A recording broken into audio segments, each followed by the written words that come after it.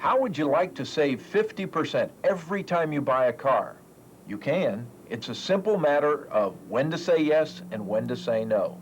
Buying a car is a game between the buyer and the seller. However, the stakes are very high. The more knowledge you have, the less you will always pay. Nowhere during your life will you be taken more often and for more money than when you buy a new car. The deceptions are so hidden and so lucrative for the dealers that billions are wasted yearly by all the car buyers who love to brag to their friends about what a great deal they've got. Even automobile salesmen are often unaware of the incredible front-end and back-end loads that make car dealership owners some of the wealthiest members of your community. Fact, no one has ever gotten a good deal on a new car except the dealer. Once we explore what goes on behind the scenes, you will be shocked and maybe even fighting mad to see how much money you've already lost or would have lost without these strategies. There are over 10 ways that you can get ripped off for big dollars when buying a new car. We'll look at each in detail. These fall into two categories: front-end rip-offs. Front-end means they occur as you buy the car, and back-end rip-offs that occur when you finance the car. Let's go through the list first. Front-end rip-offs include, number one, the dealer's extra price sticker. Number two, the inflated delivery charge. Number three, the inflated setup and preparation charge. Number four, the overpriced options package. And number five, the trade-in tricks. Back-end load rip-offs include, number one, credit life insurance. Number two, credit disability insurance. Number three, inflated interest charges. Number four, the extended warranty plan. Number five, the required dealership periodic maintenance. Number six, the low interest scam. Let's take a look at why it's so important to understand how these work. New cars are normally purchased from authorized dealers who own franchises from the manufacturers. The dealer's markup, when you include the options, is about 18 to 25%. The more expensive the car, the greater the dealer profit. Here's the problem. Because of the dealer markup, a new car depreciates by about 20% the minute you drive it off the lot. Buy a $14,000 new car, drive it home, and it's immediately a used car worth as little as $11,000. During the first year, the car depreciates another 10% and an additional 20% the second year. After 2 years, your new dream car has lost 50% of its value. Strategy: buy a 2-year-old car instead of a new one. The best value in a car is one that's 2 years old and in good condition. Spend $50 to $100 to have a good mechanic check every system in the car before you buy it, and deduct the cost of everything that needs repairing from the seller's lowest price. Often, people buy new cars because they like that new car smell. If you do, you can have it simply by spending $1.69 at your local auto parts store for a spray can of, you guessed it, new car smell. Many dealers use advertising gimmicks to increase their sales. One popular technique, it's been around forever, is called bait and switch. The dealer will run a fantastic bargain day advertisement that will lure you into the showroom. But when you get there, you're told that the cars that were being sold at the bargain prices are already gone, sold before you arrived. But since you're already there, they attempt to sell you a similar car, only without the bargain price. We have a new service at the Gibbons Organization to help you buy a new car at the lowest price if you just can't resist, even after what I've said. The service is called CarPuter. And what you do is you visit a dealer or showroom, pick out the car you want with all the options, and by calling the toll-free number at CarPuter, you can get a report on any car with any options as to what the dealer paid and the lowest possible price you could get that car for anywhere. It's a great investment. Each report costs $20. So, by phoning 1-800-221-4001, 1-800-221-4001, you can get a report on any car you're interested in, listing everything you need to know.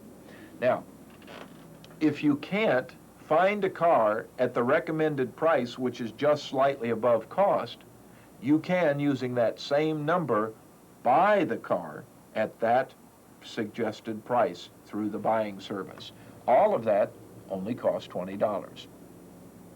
The report and suggested price that you'll get through CarPuter is not probably going to be what you'll get if you ask the dealer to see the invoice. Most buyers have become smart enough to ask the dealer to show you an invoice, but don't rely on it. Dealers now often create phony invoices that look real, but were probably prepared by the dealer's secretary. Usually, these phony invoices contain an extra $400 markup over the real invoice. Don't be fooled by what appears to be the dealer selling a car at a loss. No dealer will sell his car at a true loss. One item to check when buying a used car is the odometer. If the odometer rows are uneven, it's a sign of tampering and the car should not be purchased. Another gimmick being used by car dealers today to lure you into the showroom is what we call raise the price, drop the interest. The automobile business has been on a roller coaster ride for many years. 1 month sales are up, the next dealers' lots are full of unsold inventory. Because of the huge fixed costs of labor and equipment, the automakers cannot just close down as they once did when demand is light and then call everybody back to work when people start buying again.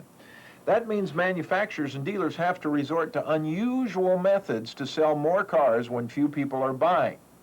The gimmick that is developed from the plague of too much inventory is to offer a big rebate or super low interest rate with every purchase of a new car. The average interest rate on a new car loan is about 12%. Buy now, the TV ads scream, and your rate will be cut to 5% or maybe even 2.9%. Chrysler, in early in 1989, even offered the 0% loan. What a deal, you're thinking. Their loss is my gain.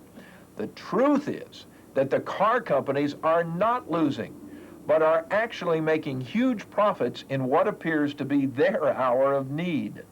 The lower interest rate offered, the gimmick interest rate, is the result of what the loan industry calls a buy-down. Home builders have done it for years, and now the automobile business has joined the game. The average dealer profit with options, such as radios, radial tires on a car, is about 20%.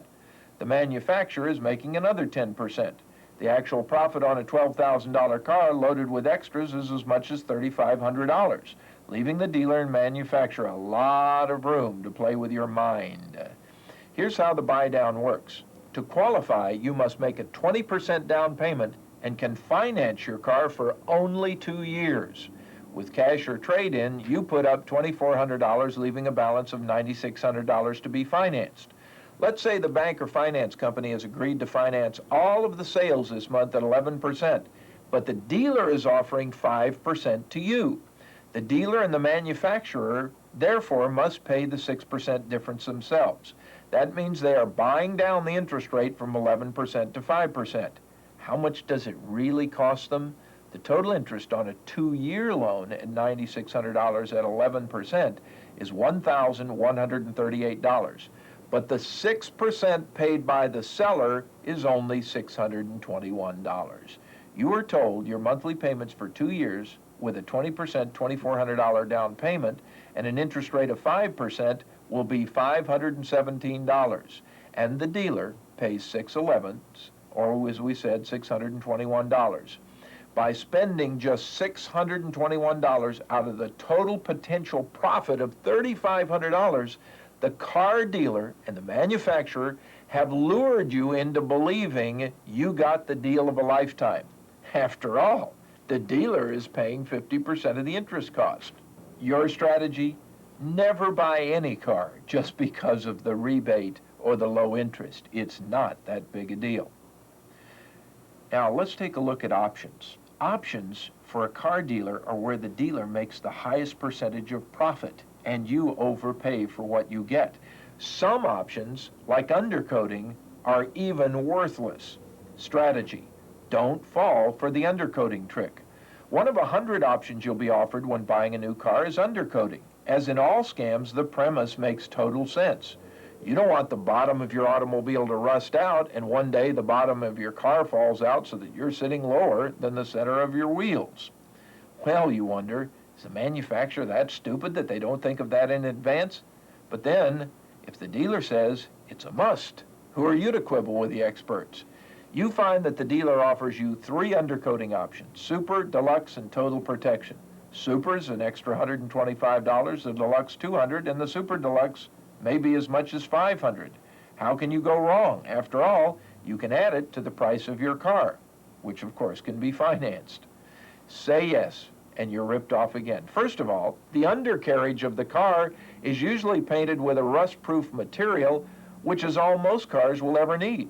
If you live on the coast near salt water, or in a far northern city that replaces the ice on streets in the wintertime with salt, you may need some extra protection, but only if you intend keeping your car 5 years or longer. The body rusts out long before the undercarriage of your car. Even under the worst of conditions, the bottom of your car would not even begin to rust out for at least 5 years. Years ago, I hired a man named John Bond to run my printing and publishing company in Manassas, Virginia. One point in his career, John had actually worked for a very, quote, reputable car dealer in the Washington, D.C. area. He was their undercoating specialist, meaning that John's job was to spray the additional undercoating on the endless number of cars whose new owners had purchased the option with pride. John told me the story of the real difference in the Super, Super Deluxe, and Total Protection options. Well, John began to explain.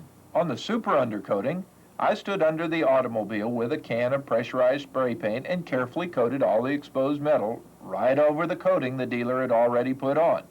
However, if the customer ordered the Deluxe undercoating, I sprayed the undercarriage of the car while standing on 1 foot. The Total Protection undercoating process was much more complicated. He said I stood under the car on 1 foot and whistled Dixie while spraying the undercarriage. Get the point? The point is, undercoating protection, like so many other options, is a total waste of your money. Strategy: don't fall for the inflated dealer setup and preparation charges.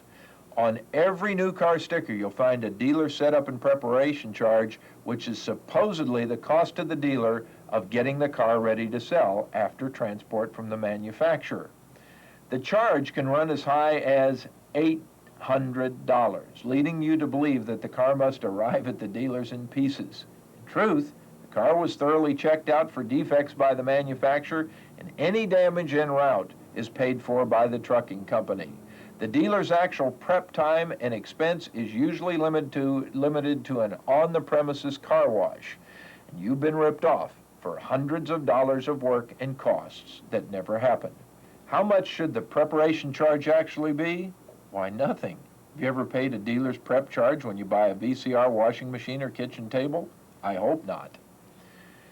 In addition to some of these extra charges, you'll also find an extra sticker now on most new cars. You have the manufacturer's suggested retail sticker, and then next to it, now you'll see the dealer's add-on charges. All of the dealer's add-on charges are not manufacturer's charges. They are absolute rip-offs and just a way that the dealer is increasing the price of the car. Visit a few dealerships. You'll be shocked when you see these extra stickers. Never pay the amount on the extra sticker. Let's look at some of the trade-in tricks. Car dealers hate trade-ins. They're a nuisance and require the dealer to either resell the car on his used car lot or dump it at the car auction at a rock-bottom price. Either way, it's going to cost the dealer plenty of money to take your old clunker as a trade-in. He's going to get it out of your pocket one way or another. One reason why the manufacturers and the dealer sticker prices are marked up so unreasonably high is to allow the salesman to offer you what seems to be a good trade-in on your car while making the offer only with funny money. Built into that inflated price you're being quoted. Another way the salesman plays gotcha is to get your mind off the amount of the trade-in by showing you how much lower your payments will be by letting go of your old car. Your payments would have been $280 a month, he says. That is without the trade-in, but by giving you X dollars for your old car, we can get them down to just $210. just what you told me you could afford to pay. All you're ever getting for a trade-in is auction price minus about the $600 that dealer knows he's going to have to spend. The dealer knows within a few dollars how much your car is worth at the next auction, but wants at least $600 just for handling it. You'll always be told, however, that because there's a current demand for your type of car, you're getting absolutely top dollar. The salesman's job is then to make you think that you and he put one over on his boss by getting such a high trade-in allowance. You start feeling good while you are actually getting clobbered. Strategy: never get your car loan from the car dealer. Oh, I know it's convenient. You can sit right there at the dealership, and after you've purchased a car, you walk into the closing room and they handle your loan for you right on the spot. Well, the dealer says that they're in touch with all banks and they can give you the best interest rate around. The truth is, you're being charged 1 to 3% more for interest than you would have to pay the bank directly. How does this happen? The banks actually make offers to car dealers that they will finance a certain amount of the car dealer's inventory when purchased by new car owners at a specific interest rate, let's say 11. With all the add-ons, by the time that you get the loan through the dealer, you're paying 13 to 13 and a half. But because we make the mistake of only asking, what are my monthly payments and what's my down payment, we fall for this trick every time. The most important thing is, what are your total payments? And if you want the lowest total payment, strategy: always get a car loan approved before you go to a dealer. Go into your bank or credit union or wherever you want to finance the car, and you get approved for a certain amount of car. $10,000, $15,000, $20,000, whatever range you're going to be buying. Then you walk into the dealership head held high, already knowing you have the loan. You're getting the bank's bottom line rate, the same rate approximately the dealer would get, and you're not paying inflated interest charges. These interest charges can cost you hundreds of dollars over time. Strategy: don't fall for the required periodic maintenance trick. One of the biggest tricks by car dealers today is to get you to have to bring your car in every few thousand miles for servicing. Oh, sure, it's under warranty, you're told, but you have to pay for oil changes and other things the dealer does. Every time you bring your car into the dealer for, quote, required maintenance, you end up spending $50 to $100. This is on a warranted car. And the dealer's rates now are anywhere between $40 and $70 an hour for repair work. These are the guys who are repairing your car that the dealer is paying $12 to $15 an hour to. No wonder dealers want you to bring your car into them for service. What should you do when your oil needs changed? Go to Jiffy Lube. Spend $10 to $15 for the same thing that would cost you 4 times as much at the dealers. And they can usually do the other required checkups. Before you buy a car, check the warranty to see whether it's required that you bring the car back to that dealer or only that you have the required maintenance done. Your warranty is not worth much if it requires that that dealer you buy the car from does all the maintenance work. Strategy: never buy extended warranties. Extended warranties are nothing more than a form of insurance. What extended warranties actually do is ensure that the car dealer, appliance dealer, and electronic dealers make the highest possible profit at your expense. Often, you're convinced to buy an extended warranty by the $30 to $60 per hour repair charge you might have to pay without the warranty. The per hour repair price is often inflated by the dealer just to scare you into buying the warranty. If your car breaks down, you can get it fixed for far less somewhere else. What can you do instead of buy the extended warranty? The best way to get your car fixed is never to pay a repair shop $30 to $50 to $70 an hour for the repairs, but to hire one of the guys that works in the repair shop who moonlights to come over to your house or take your car to his home and fix it. He has no overhead and will usually charge $7 to $10 an hour, a fraction of what you're paying the car dealer for the same person to do the work.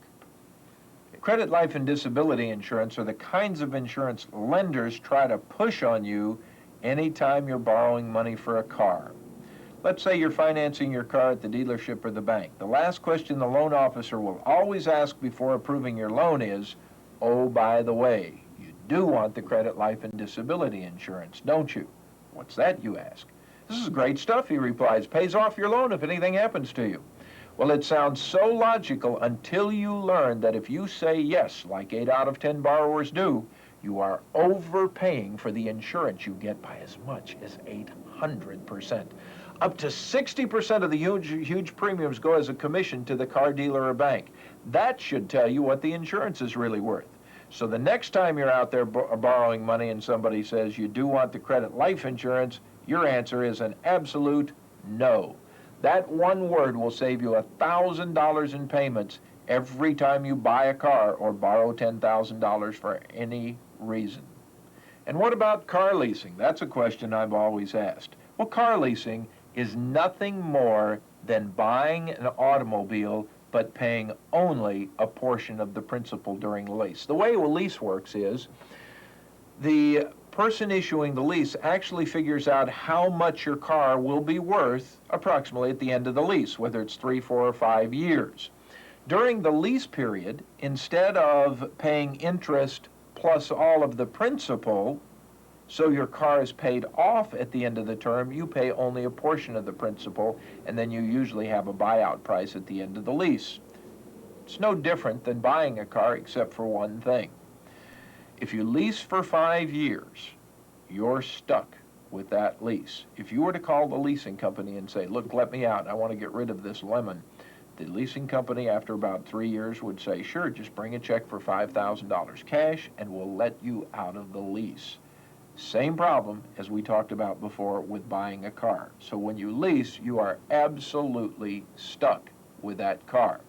Now, when you do lease, or if you do lease, make sure it's for no more than 3 years and be willing to be stuck with that car for a 3-year period. In addition, make sure that the leasing company gives you in writing the lease rate stated as an annual percentage rate. At first they'll tell you they won't do it because it's a lease, it has no interest. That's just a lie. Every loan has interest.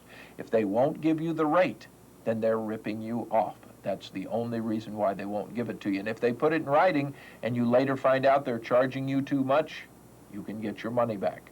I have seen young people be taken for as much as 21 to 23% per year loans because they leased and all they asked are, what is my down payment and what are my monthly payments? These strategies will allow you to save $100,000 during your lifetime on the money you spend on automobiles. I'm Charles J. Gibbons.